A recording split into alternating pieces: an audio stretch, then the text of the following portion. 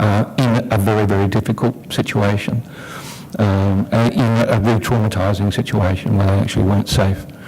And I thought, I'm going to let the activism go. I mean, as angry as I was, I'm just going to have to let people who are probably better at that fulfil that role, and I'm happy to support them and give them donations and provide them with information surreptitiously and as much as I possibly can.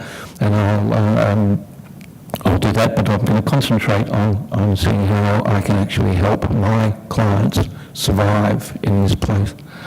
So that's what I started concentrating on, and it made a real difference. But what I had to do was learn how to dissemble the framework that I talked about before, because very little of it was actually working.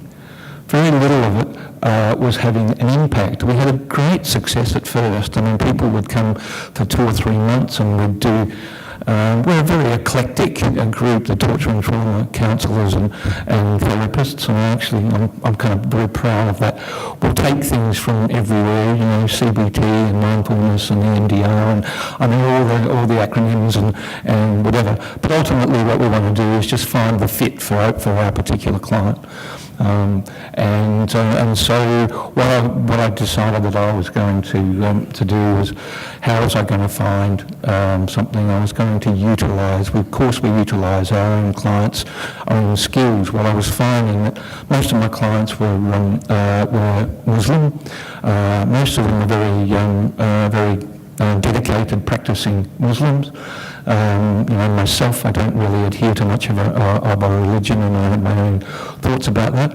But I guarantee I prayed with my heart out in every religion that I could, because what I had done, and I was so relieved when somebody would come into the room and say that I'm a practicing whatever, and it's important to me, it gives me some comfort. I said, okay, we've actually found something for you to hang on to. We've actually found something that we're going to go back to that very basis and find something where you're in a comfort zone. I'm not going to be telling you what you should or shouldn't be thinking. I'm not going to be telling you this is the best thing to do. You do this exercise and that thing, and you think this way and that way, and everything will be okay.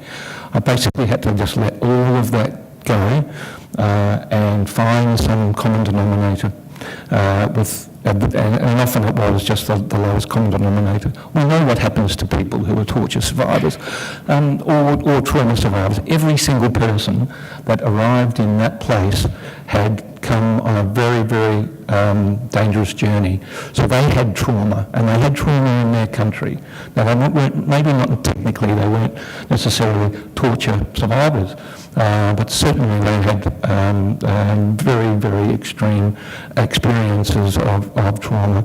So 100% of the people that we were seeing had some sense of that. So we were trying to find, what it was that was going to give them some hope, some reason, to wake up the next morning and think that there's some hope for them, given that the framework, given that the framework, that's just kind of psychology speak, I apologise, given that the circumstances that they were living in was a prison, basically. And of course the refrain every single day was, if I was a murderer, I'd know when I was going to get out of jail. What the hell have I done? And I haven't actually committed any crime. All I did was leave a war zone, trying to protect my family. I've arrived here seeking asylum, and you've put me in a prison. Fair comment, because that's exactly what we had what we had done. And so we tried to find ways of helping people to survive. Looking for anything, of course, with a torture survivor and anybody in an oppressed situation, is that they lose faith in themselves. They lose faith in their capacity to actually function. Oppression actually is designed that way. That's a very, very powerful tool of social control, and that's exactly what it's meant to do. It's going to grind you into the ground and make you give up on yourself. You cannot actually combat, you cannot fight against the power that's oppressing you, because it's so strong. And what that gives you is a sense of shame and humiliation and inadequacy and failure. absolute failure. And then, of course, you're in a situation where you've gone, you've escaped, you've left your family behind, you've gone thinking that you're actually going to get some help somewhere and save them, and then you're put in a situation, you have failed your family. And then you come to that, the hopelessness just grows and grows and grows. And then it becomes chronic, and it's so severe. Helplessness, hopelessness, then the depression, the anxiety about the plight of your family. All of these things get kind of exacerbated. We've been talking about all the, I think Jane pointed out so many, really adequately, the symptoms of torture. I'm sure we're familiar with them, whether we work in the legal area or in mental health counselling. You can't help but notice them, and if you're working in the area of refugees, then you're probably going to be looking for signs of those things to help your client and how best to support them to get past all that. Okay, that was one of those moments where I just kind of went off on a tangent, and I'm not sure exactly where I was. So I'll come back to where I think I was that I was helping my clients to find some capacity to believe that it was worthwhile waking up the next morning and maybe coming back and seeing me, the following week. And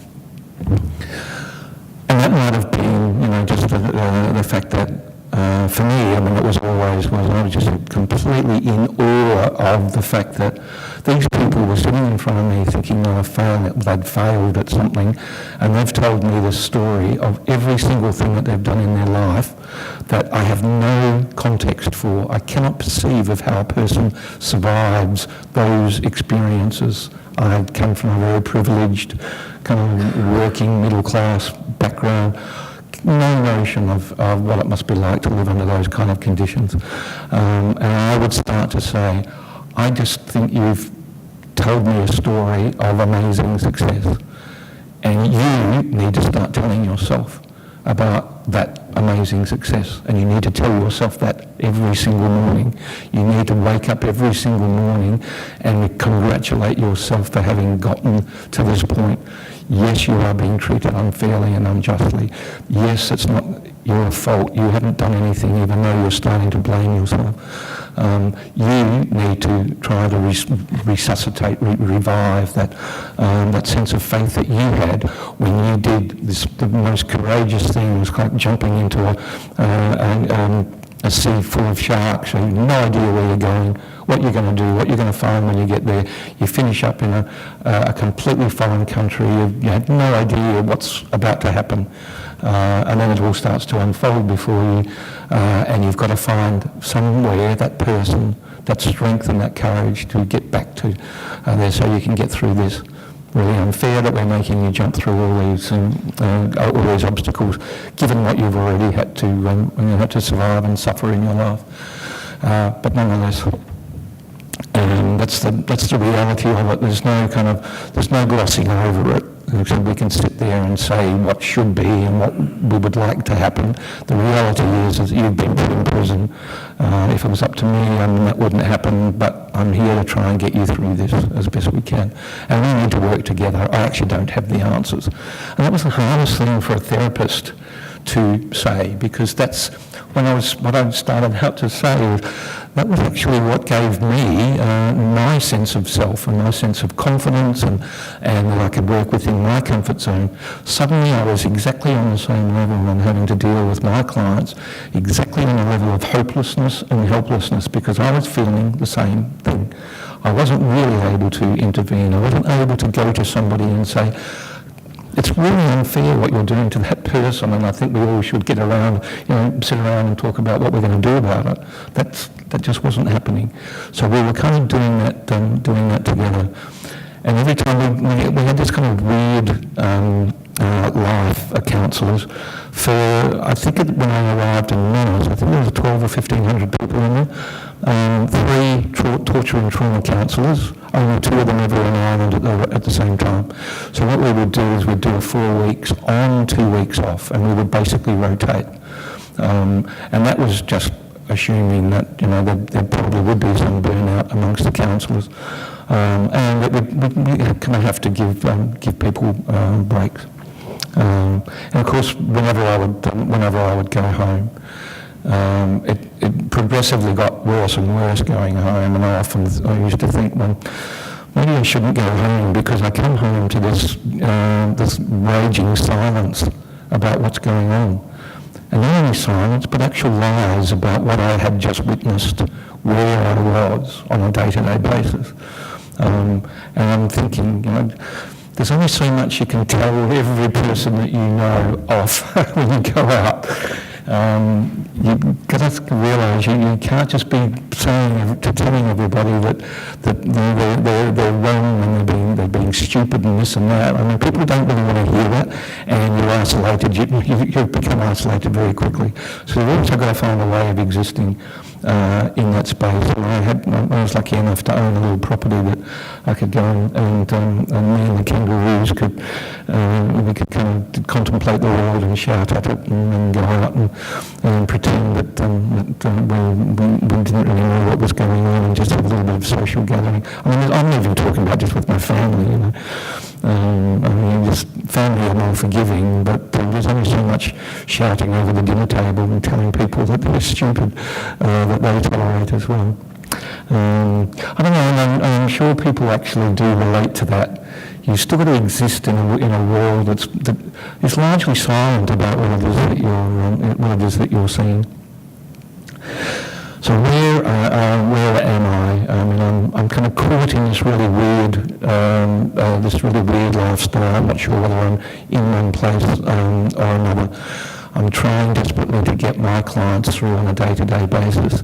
We're really, as an organisation, we're really kind of suffering in terms of people, counsellors are suffering. They're actually facing the effects of this. We need to find some new ways of dealing with that. How do you, I mean, it was compulsory that we had supervision, it was called, but it was kind of therapy and supervision and shouting and kind of getting everything out of your system. But it was certainly compulsory. And then debriefing, essentially. And then kind of getting yourself ready to go back and do it all again. I guess what kept me going, knowing that no matter how uncomfortable I was feeling, my clients were feeling way more uncomfortable. And I had kind of told myself when I had decided that I was going to go back that I was going to see this through.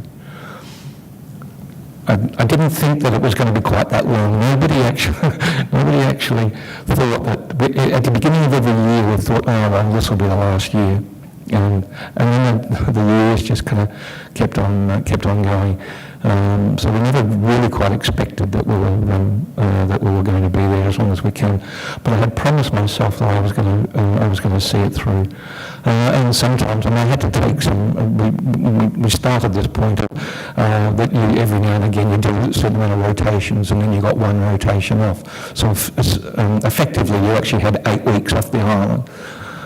Which is just heaven, you know. I mean, it was amazing. So you kind of gather your resources just enough to get back. The impact on counsellors was becoming quite profound, and what we were witnessing, of course, was that the impact on our clients was the level of helplessness and hopelessness. Just profound isn't a strong enough word, you know. I was really struck by something that maybe Jane or Juliet mentioned yesterday. So they're just, when you were talking to torture survivors, and a lot of them, they just aren't words. You can say the word horror or terror, and it just doesn't kind of capture what a person has gone through. And so many clients would say, there just aren't words to describe. You're asking me to tell you what happened to me. There are no words to describe what I have been through. There are no words to actually do that do that justice, because it's just incomprehensible. And it's a problem that torture survivors have, and people who work with torture survivors have, because as a greater community, we just don't have the capacity to think that what human beings are capable of doing to other human beings. I've heard the worst things that I couldn't even imagine if I had written that down in a fiction book. I mean, everybody would just say, "Oh, that's just crazy." And I think, I don't understand how anybody can do that. But I'm not here to try and work that out. Yes, it worries me, and I have sleepless nights thinking about it. I need to try and help you get over it, because you are the person that suffered it. And you are the person that's got to make some sense of it. And I believe absolutely in my heart that there is a life for you, and that you will be able to learn to live with that eventually. And that's what I'm going to help you to do, because that's basically what I'm trained for. And we're going to start this process from the very, very beginning. I remember that one of the metaphors I got into, of course, most of our work was done with interpreters. Pretty well, 90-95% of it was done with interpreters. And I've got to say, I was pretty culturally ignorant of a lot of the people that I was working with, and they came from, as I said before, they came from a broad range of people. We would work with interpreters, which I just have the utmost respect for, because they heard every single thing that we did, and were the conduit to us, for providing us with that information. They weren't offered any counselling or whatever. We found ourselves as counselling, debriefing and counselling, seeing them, hugging them because they're in tears and whatever. But it was such a close liaison, and so we would sit with interpreters, maybe over lunch or whatever, and they said, "Look, what you're saying about." Let's go one example, brain function. I have a very technical idea about, it's a very psychologically, or what's the term? Neuropsychological kind of take on it. And he said, I can see their eyes just glaze over when you start talking about that. It's really valuable information, but we've got to find a way of making it. Let's talk about car engines. Let's talk about things that they can relate to. Let's talk about a car being locked on, revving, blah, blah, blah. So those kind of collaborations were really, really important. Let's make it culturally appropriate. So many of the people that we were working with were completely illiterate in their own country. They had no sense of completely uneducated. The collaborations were really important, and it was a source of support. Yeah. Sorry to interrupt you. This is so powerful, what you're telling us, and I just wish we could hear more. But I'm just really conscious of time, because If I'm talking that long, I'm so sorry. No, yeah, I'm just conscious of time, and also because I really want to actually hear people's reflections, and also for them to share experiences, because I think what's particularly coming out for me hearing you is about this issue around the impact of this work on us as professionals and burnout. And I know myself, because I worked in a torture rehabilitation organisation with many clinicians, that burnout was a serious issue not only for the clinical staff, but it was actually a serious issue for our legal team and for our social work team. And it was something which was completely untapped or unexplored or not talked about within the legal profession. And so, in fact, it was seen as if you express that you felt any sort of, that in fact that's some kind of failing. We're not trained when we are in law school or as professionals we're not trained at all in how to manage vicarious trauma, and we're certainly told that we cannot express weakness, because that reflects on our ability to be to be lawyers. So I think I'd really like to, if we can stop and maybe get some discussion around the room from professionals, because what's great about this session is we have a wide range of participants. So we have professionals, actually multidisciplinary professionals in the room, and we also have survivor themselves. And I'm really keen to hear, actually, when you're working with professionals who either can't empathise or who are burnt out, and that's very clear. So if that's okay, could we get into the discussion? If that would be great. Yeah. So anyway.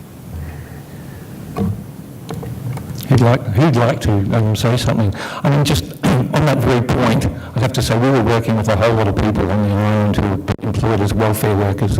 That was their culture, exactly what Peter has just described. If they gave any sense of that they were having some problems, they were pretty well ostracised and sent off the island, pretty well sacked, which is just crazy, absolutely crazy. I'm sure people here, whether you're working in the legal profession or the health profession, this stuff has an impact. I mean, it has a very profound impact. Yeah, love to hear from some people about their reflections. Pick up on what I've been saying even.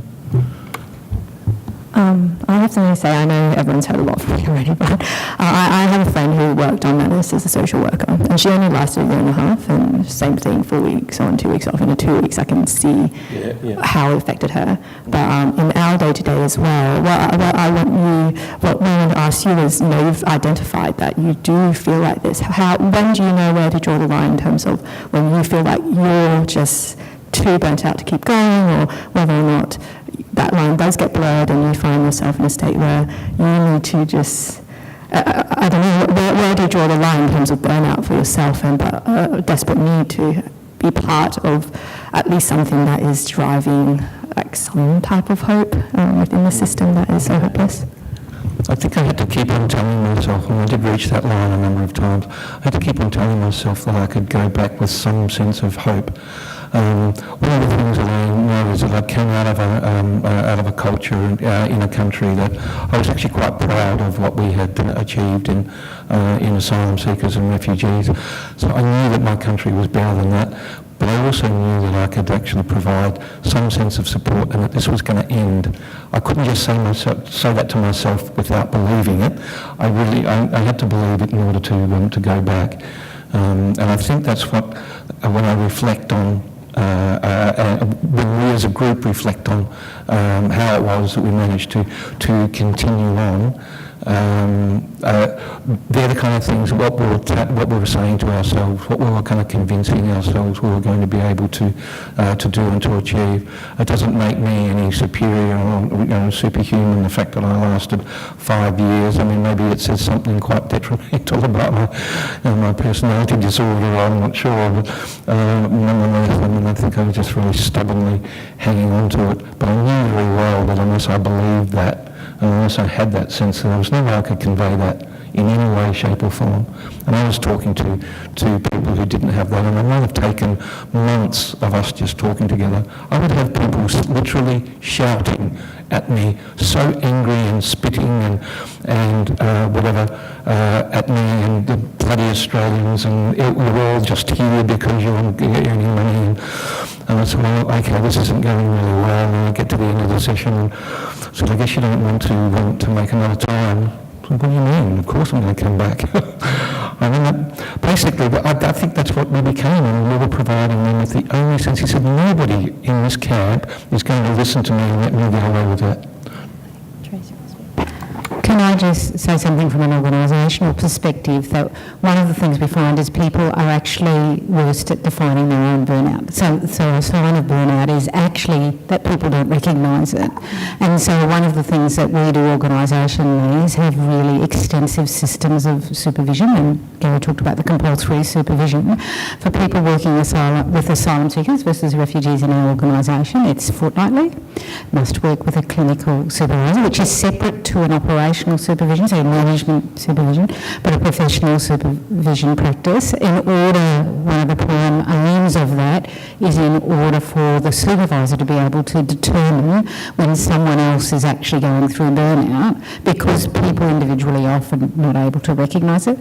The other thing that we do organisationally is we have a whole range of systems inbuilt into the organisation to enable people to help cope. So we encourage people to take leave after a certain number of years. So we allow people to take leave without pay or go on rotation into other jobs after about 4 years.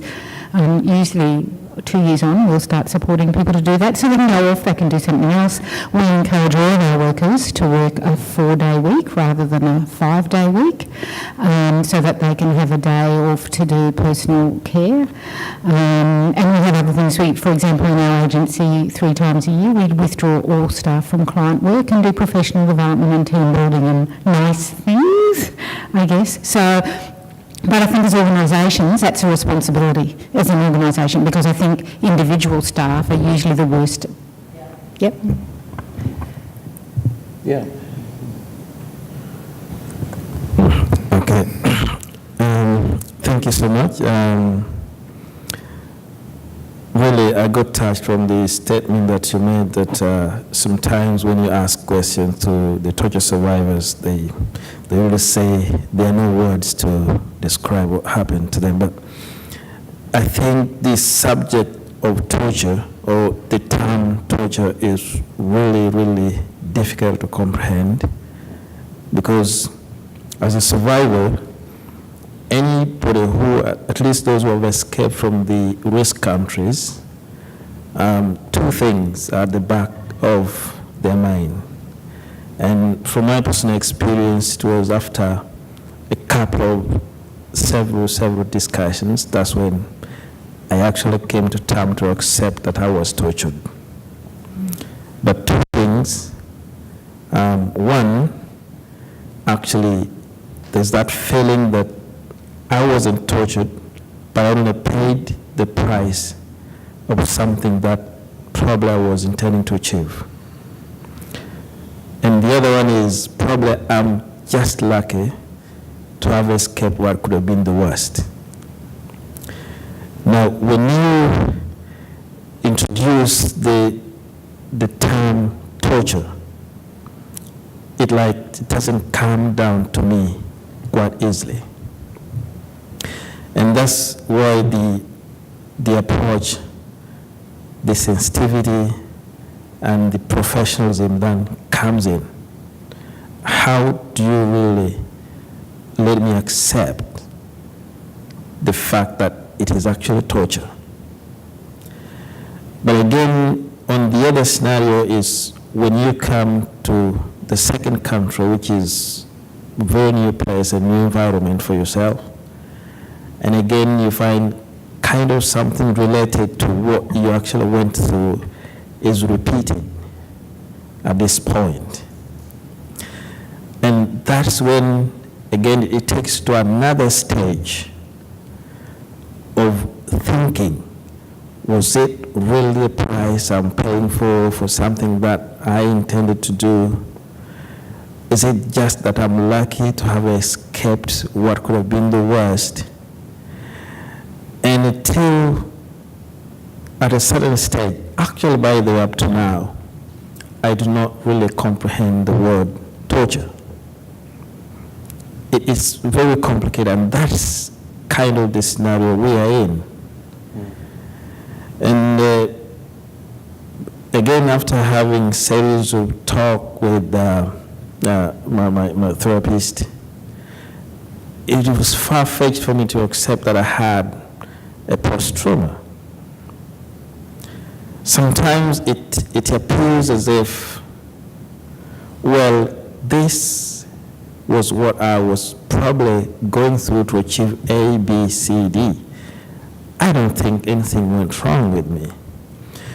But the reality is when you, most especially when you get lonely or lonely somewhere somehow, there's a huge ground, something grounding in you and telling you, hey, look, you really have to think about the perpetrators of some of the things that you went through.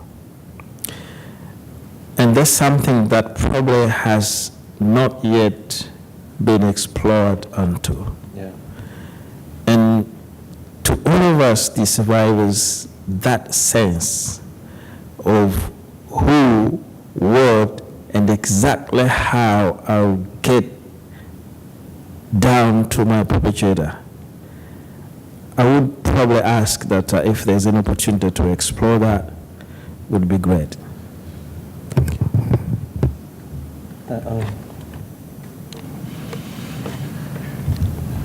Thank you. Thank you so much for that. Do we have, how much time do we have? Yeah.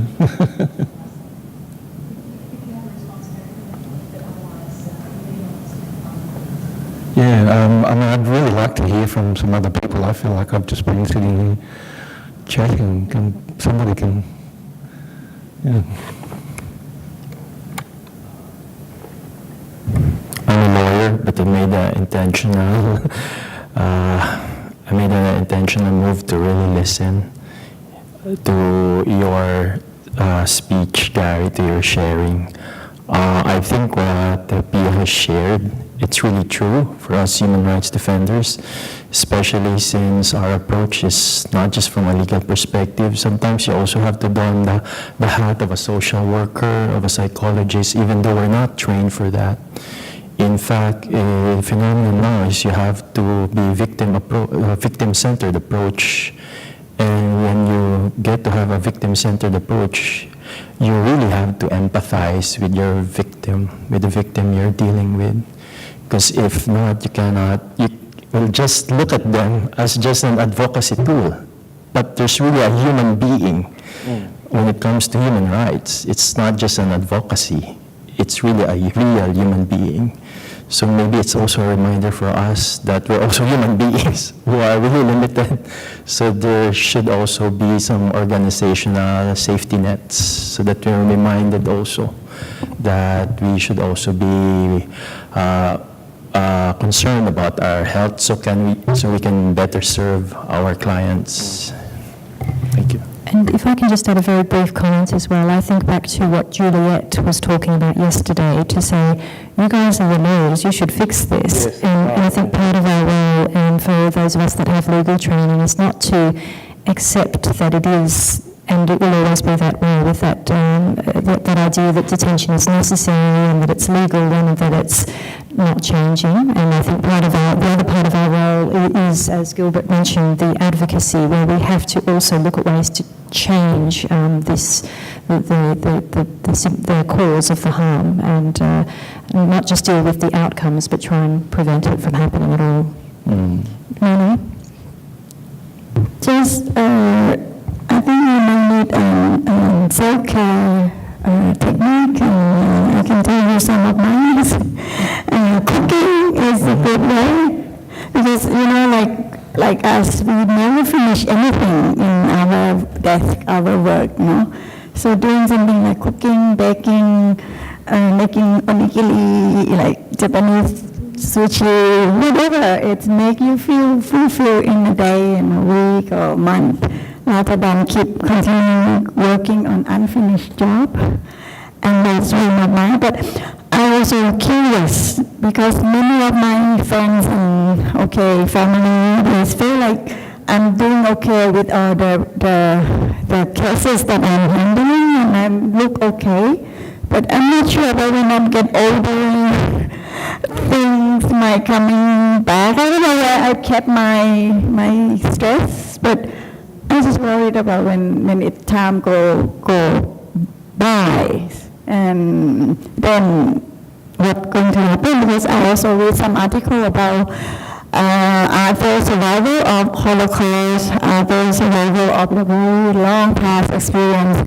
They are busy with work, they're busy with kids, they're busy with the family, but when they get older, aging period, you get, and you might not have no one with you then, end because you are not working anymore, and human rights activists is now have pensions. We don't have saving. I don't have saving. so what to do, and there's maybe a support that it needed. I don't know how the previous generation was handling with their psychological impact, but I was just worried about myself. I just want to follow up on that comment because I used to see burnout manifest when I was a lawyer in professional practice because I would see colleagues either with alcohol problems, broken marriages, affairs, quite dysfunctional relationships with individuals. I would see clinical colleagues when I then went into therapeutic setting, really not being very kind to each other. So even though they would have clinical supervision, which was, they're amazing with their clients, but they were pretty nasty actually at times to each other and with non-clinical colleagues, and it used to manifest. And I think it comes back again to this idea that, as lawyers or whatever, however you're working, it's sort of like we've got it better because we're not actually in that situation. And also, if we can't do our job, then what's going to happen because we have to fix everything. And I remember in my organisation when there was a particular time when we were all working absurd hours and we were literally had taken on this superhero role. We actually brought in our clinical director, a psychologist to talk to. So this is a non-clinical team to sit down with all of us. And after just sitting down and listening to all of us as individuals, and she said very clearly that you're all suffering from burnout. You need to leave. You need to take a sabbatical. It was very useful. And actually, we fought as a non-clinical team to actually have clinical supervision once a month, at least as a non-clinical team, because he said we work with hundreds of survivors in a different way, but we still need to have supervision. But even on a personal level, and this is actually what drove me to start to do, I used to do training on vicarious trauma in the UK as a lawyer, but with a psychologist, because I specialised in children who'd been tortured when I was a lawyer. So for a period of 10 years, I was reading day in, day out accounts of children who were being tortured and reading medical accounts, and thought that it had absolutely no impact on me as a professional. I had 100% litigation success as a lawyer. So I was a very successful lawyer. And when I went to have a medical examination in my 30s, I was asked if I had been raped, which was interesting, right? So because physiologically I had a response to all the trauma. So having, and I was the person that people came to because I was calm, I was a fixer, I problem solved, I did a lot of, different organizations, I got really involved in structural organization, etc. Like I was that person who was not the burnout candidate, who was the one who was like very, getting things done, achieving things. And it was so fascinating to me because I remember sitting in that doctor's appointment and looking at the doctor and saying, what are you talking, this is ridiculous that you can even, he said, well, she was saying the physiological, that I'm trying to do a medical examination, and physiologically, I cannot do this medical examination, and the symptoms are those as a survivor of rape. So I cannot conclude anything else other than you must have been sexually assaulted or you must have been raped, and I am going to refer you now to psychosexual counselling as a result. And it was so interesting because I had to come back and reflect, and I realised, of course, 10 years of reading day in, day out of children being tortured, and most of my clients were sexually assaulted, and abused or raped. So that's when I realised that within my own profession, because we never, and I did reflect, we never talked about it. We talk about our cases till the cows come home. We talk about, judges. We talk about strategy. We talk about, with NGOs. We're all very focused on the work, but we never would sit as professionals and actually talk about the impact and the work, because that means weakness, or it means you can't do your job properly. And I guess I'm making a call because we're in a multidisciplinary room, audience, that I think it's something particularly in this part of the world as well, it's a loss of face too. So if there's anything constructive that can come out with colleagues from different places, really self-care is very, very critical. And if we can do something constructive, if that support from, because in Australia you're way more advanced than we are in most parts of Asia, then I think that could be really, really valuable. And I think colleagues would really welcome it, because certainly in all the conferences I go to, in the meetings and trainings, it is never talked about. Yes. Can I just comment on that a little bit, because I agree with you. I think lawyers, I'm sorry, but lawyers are perhaps amongst the least able to recognise burnout. Even in general law, the billable hours, the idea that you can work really long hours without looking at the lack of interest about self-care, whereas at least in the more caring professions, people kind of spend time trying to recognise that. But in the legal profession, no one looks after themselves very much anyway. And then when you add a caseload like this, and we would really encourage people to have some self-care strategies, get enough sleep, get exercise, do general self-care things that are pretty normal anyway, and then also get some training around vicarious trauma. I think it's really important.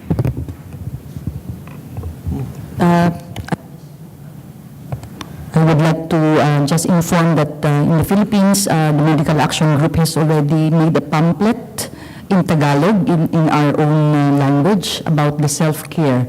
And we have been distributing this to the human rights defenders who are providing also services among their community members.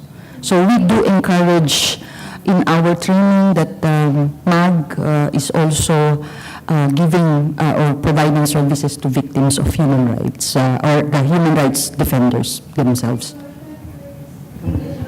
No, it's in Tagalog, but so it could be easily understood by the HRDs. Yeah, and also we trained lawyers also, because they also seek our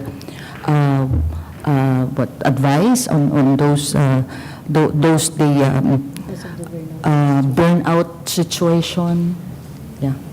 Okay, so I think we have to wrap this session up now, but thank you so much, Harry, for a very touching personal account and bringing out these really personal issues in this work. So we are breaking for lunch now. For the speakers and international delegates, lunch will be in room 901. And we're all back here for the next part of the day at 2 o'clock. Sorry, I didn't catch the room. Which room? 901. 901 on the 9th floor. Are you sure? On the 9th floor? Sorry. 9th floor, yes. Yeah, So 9th floor. Okay. So if you are with, if you've been, the international delegates, please make your way to the 9th floor, and everyone else, go out, stretch your legs. It'd be great.